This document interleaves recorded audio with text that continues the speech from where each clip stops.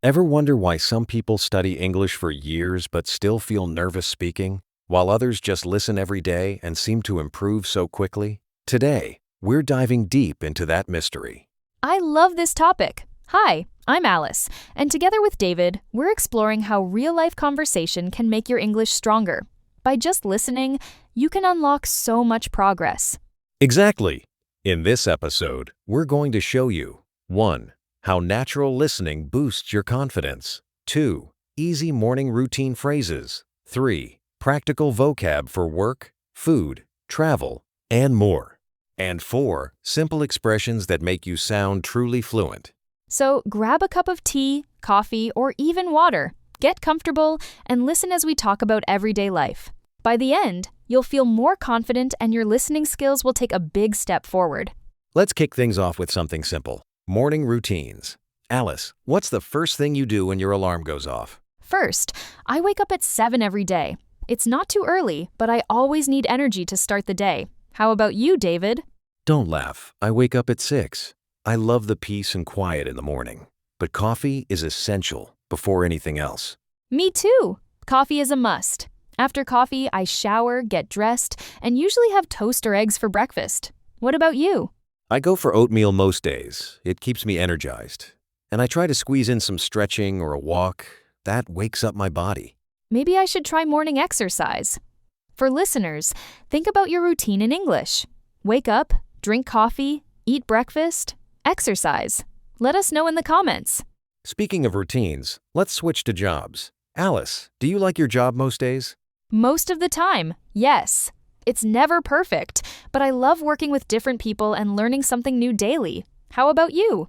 Helping people is what I enjoy most. And when someone says, "Thank you, you helped me," it feels awesome. But those long meetings, I know the feeling. Now, let's teach some job vocab. Colleague, deadline, manager, and resign. Great idea. Repeat after us. A colleague is someone you work with. A deadline is when you must finish. A manager is your boss. And to resign means you choose to leave your job. Perfect.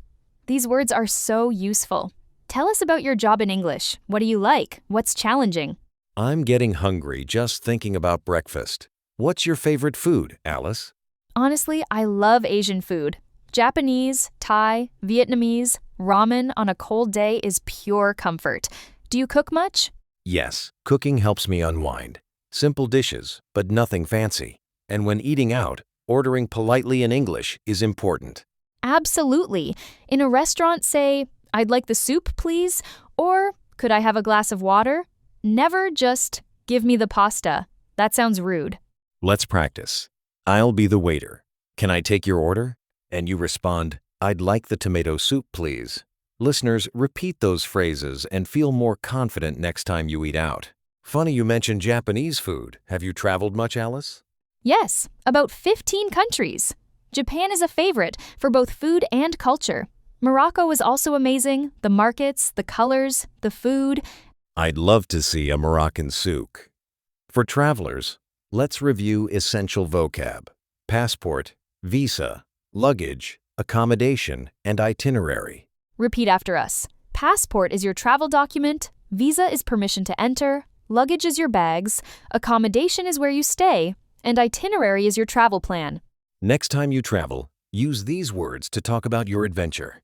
And share your favorite travel story in English. That actually reminds me, how much time do you spend on your phone daily, Alice? Probably 4 or 5 hours. But it's not all bad. I use it for work, maps, and keeping in touch. Technology has changed everything. True, but balance is key. Let's learn tech vocab. To scroll, to charge, an app, and to update. Repeat them and use daily. And health, do you exercise much? Even short walks count. Fit means healthy, habit is something you do regularly, stress is pressure, and energy is your power to do things. Home life vocabulary: landlord, rent, neighbor, and furniture. Whether you live in a city apartment or a house with a garden, these words help you talk about your home. Switching gears, what's your favorite season, Alice? Autumn, for sure. The colors, the cozy feeling, even the smell. Least favorite? Definitely winter, too cold, too dark. I actually like the inside part of winter books. and hot chocolate. Weather vocab: cloudy, foggy, humid, forecast. Great for small talk. And hobbies: reading, chess, photography. A passion is something you love. To collect means gathering things. Creative is making new things. Relaxing is what helps you calm down. Share your favorite hobby in English. What do you do to relax? What's your passion? Let's wrap up with some expressions you'll use daily. I'm not sure, but that's a good point. Actually, it depends. By the way, I totally agree. And for polite disagreement, I see your point, but Practice repeating them. Now, we'll ask you questions think in English. When do you wake up? What's your favorite food? How do you spend free time? Have you traveled? How much time on your phone? What's the weather? What do you want to improve? answer in your head or in the comments. You've just practiced real English. Well done. Let's review key phrases: morning routine, restaurant orders, travel plans, and expressions. Repeat with us and see your progress. Time really flew by. Today we covered morning routines, jobs, food, travel, tech, health, home, weather, hobbies, and natural expressions. 3 big takeaways. First, listening every day helps you improve fast. Second, learning practical phrases makes conversation easier. Third, practice and repetition build your confidence.